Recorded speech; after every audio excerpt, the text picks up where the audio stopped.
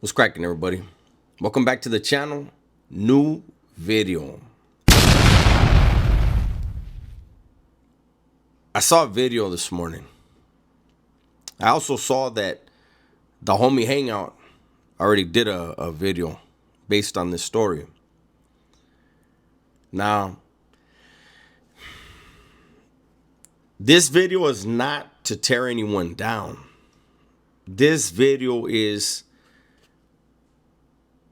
to reiterate that California incarceration, being incarcerated within the California Department of Corrections, I don't care what level it is, it's bad enough. The reality of it is bad enough. And I tip my hat to anyone who was incarcerated within the California Department of Corrections, has been able to get out, better their position in life, better themselves as human beings, and make a difference in other people's lives. I think that, this isn't one of those stolen valor things. This isn't one of those Wes Watson me things. I think sometimes people get in front of a camera and they want to stand out. And they tend to put too much salsa on their tacos. And so today, I wanted to talk about an individual by the name of Mohawk Matt. He's blowing up, doing big things, and I salute that. I see he was on Soft White Underbelly. He was on Cam Capone. He may have been on a few different things, and he's generated big numbers. And again, I salute that. But in order to, and there's going to be haters. Who cares? Who cares? I care. I care about the picture that gets painted about people behind the walls who want to come back out and be productive members of society, right? So there was a couple things that Mohawk Matt said, right, that I wanted to, go over. One of them was that a white Crip in some unnamed, undisclosed prison, but he said it was a level 4 270. And Matt said that a white Crip went out to the yard, and the whites had talked to the Crips about the fact that this was a white Crip and it was not going to be acceptable for the white Crip to be on the yard, and that the Crips threw him to the wolves. The Crips didn't even go to their regular table. He didn't specify, did they go hang out at the Bloods table? Did they go hang out at the Kumis table? But he said they went to another table. And so the white Crip just happened to come out and go to the Crip table and hold it down by himself. However, it was during yard release.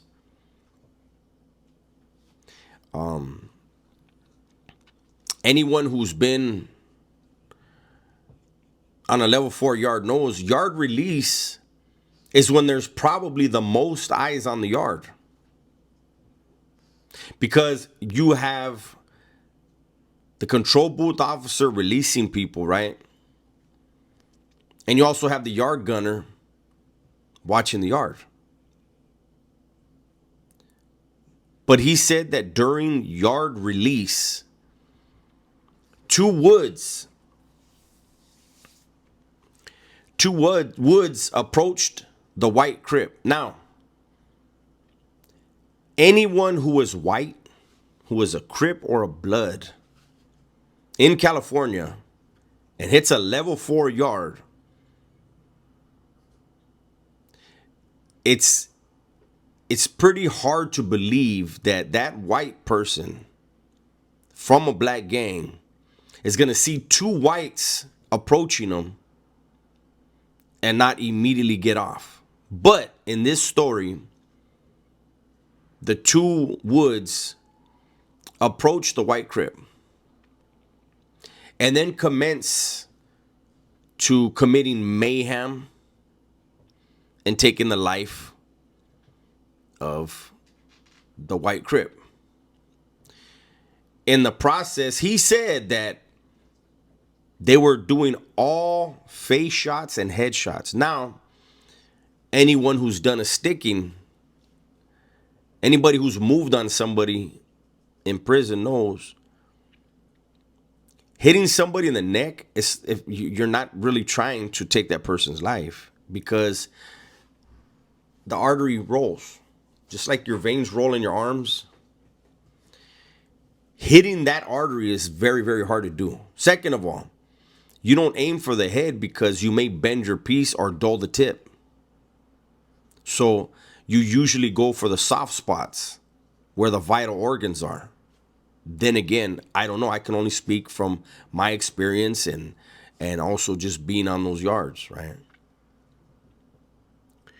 So he says that they went all head shots and neck shots, and then in the process, the white Crip was decapitated. His head was kicked off of his body. I will say that the whites make the deadliest pieces in the California Department of Corrections, by far. They love getting on some, just going on one. We'll just say that. They love to go on one and get those pieces. Like it's a bragging thing for them, you know. However, to believe that these guys put razor sharp, double-edged pieces in these guys' hands that are not just stabbing instruments, which is what we usually always make in prison, is a stabbing instrument. No, these were able to shear through tendon and muscle and bone. Do you know how hard that is? But according to the story, these guys they decapitated an individual on the yard and nobody knew. And in the process of doing it, he said that all the Woods got down on the yard. Even though no officer said get down on the yard, no officer saw the incident, everybody just proned out on the yard.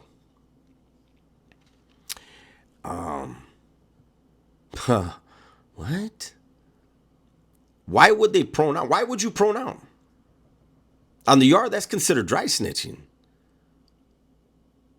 If you're on the yard and somebody gets whacked next to you, you just, hey, Jose, let's walk over here. And you walk slowly. You slowly remove yourself from the vicinity so that you don't draw attention, because you don't want to get hit with one of them bullets when they start shooting with the Mini 14, right?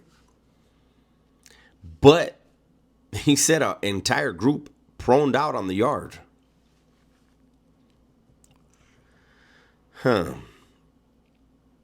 He said that they were on the yard and the blood started coagulating. How many days were you there? I've been on the yard for a lot of very, very serious stickings. And he said that the local police came in. Yes, ex-convicts. Anybody, please, that has been on level 4. He said the local police came in.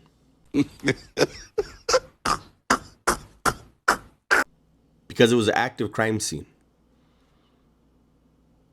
The local police. He said the IGI came. Now, I always trip out when guys have done time and they call the ISU the IGI. The guys with the black patches, that's the ISU, Investigative Services Unit. They come out for all the stickings. The IGI is actually a lieutenant that rarely ever goes to the yard. So it tripped me out when he said that the local police as well as IGI went out there. It was ISU that went out there. He said they had to chalk the body. They had to outline in chalk.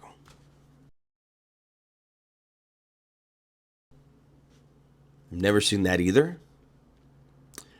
So this prison was a trip.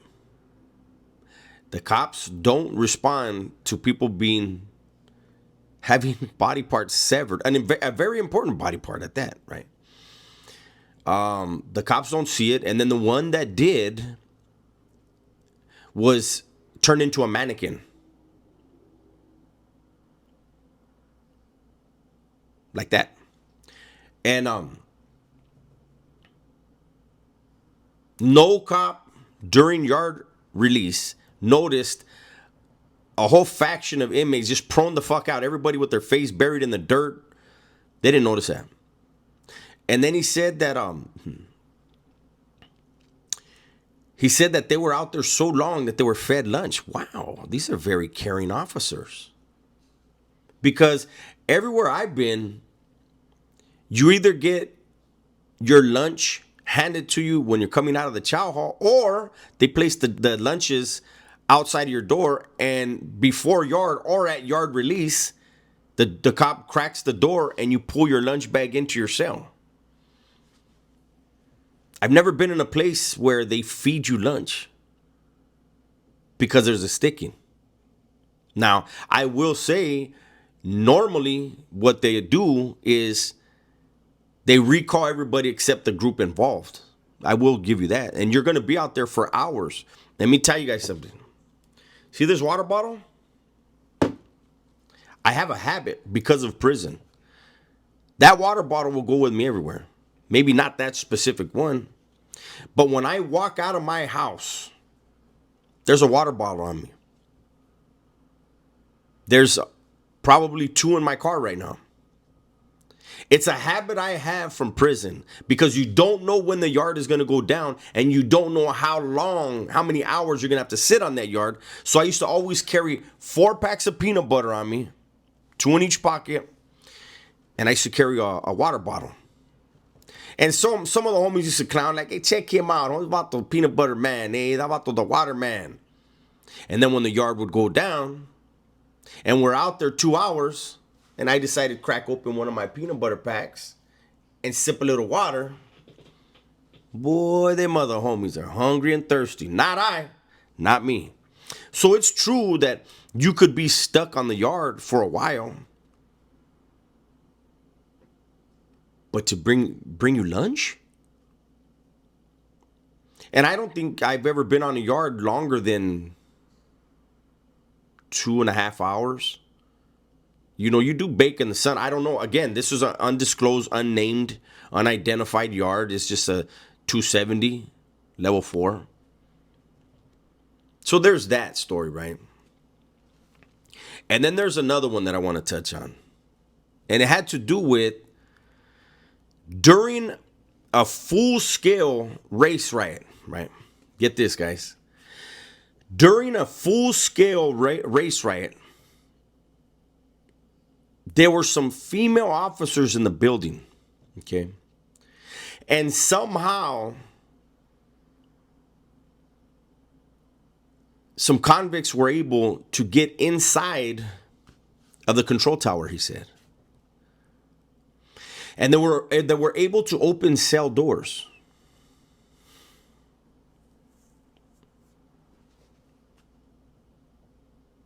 Yes, convicts, ex-convicts, anyone that has been in California prison at level 4, whether it's 180 or 270. Somehow convicts were able to get through both of the doors that it takes you to have to go through in order to get up into the tower. Those doors can only be opened from the inside, from the person on the control booth tower.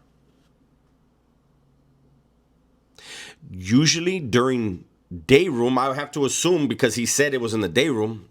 Again, it has to be a 270. Usually if you go out to a day room in a 270, anytime there's people in the day room, the gate to the little walkway to even get to the yard door, or the door that the cops have to let you in, the first door to get up to the tower, that gate's closed. They don't leave that open. So for them to get through the gate and then get through the first door and then get through the second door and not get shot by the cop that might have a sidearm, but for sure has a Mini 14 as well as launchers, we didn't hear what happened. We didn't hear how they got up there and how there was, how they overtook, like that part was left out. But they did all that in the midst of a race riot, and then had time to plot to assault the female staff in the worst way by taking them into a cell. And according to Matt, he walked over there during a race riot, guys. He walked over there and he fought them off, and then told them, I'm going to protect them, and then saved them. So yeah, Matt, he saved these two correctional officers, man. During a full-scale riot. He went over there and got the rival group off of these females. And then walked back over to, I guess, wherever the rest of the riot was happening, and then got back involved. So it's known that in the CDC, if you save an officer's life, they take a year off. So it's a trip. This story is nice to hear. But you know what the real story is? That Matt had a troubled life. He made some poor decisions, got involved with a barrio, went to prison, saw a lot of foul stuff, a lot of violent stuff, and he was able to survive that. And he's out now, and he's off drugs. The story about his mom buying him those clothes every Friday, that was the best part of the story that I heard. And him giving his mom that 12-month cake, and him being clean and sober for 7 years. Amazing story. That story can go far.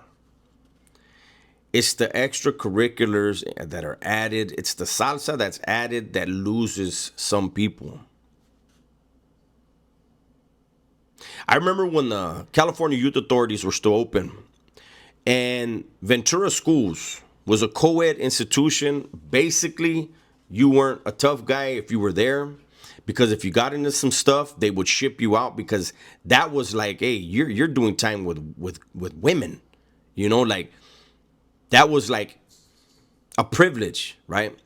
And they had a Scared Straight program, right? And they got some kids from my neighborhood and took them there. And I remember my little homeboys later on, when I was busted with them, they were like, hey, Holmes, they sent us one time to go over to Ventura Schools, and them vatos were trying to talk fucking crazy to us, and we were like, hey, ain't you vatos all levas anyways? And the dudes that were trying to do the Scared Straight program realized the jig was up, that these were little homies that had brothers or cousins or homies that had been to YA, and they knew what Ventura Schools were. So they completely lost everybody that was in that school group that day. Same thing goes for somebody who knows the lifestyle, wants to change, and then they hear a guy with a great story talk about these type of things. You lose them. I want Matt to succeed. I know he's probably not going to like this video. I know he'll have the chipmunk in his ear. Fuck that dude, man. Fuck that. I don't care. I'm rooting for you, Matt. I'm rooting for your sobriety. I'm rooting for your achievements, your success in life, from one ex-convict to another. That's my video for today. Hopefully you guys enjoyed it. Everybody, please be safe be smart, and tell the ones you love that you love them, man. I'm out of here.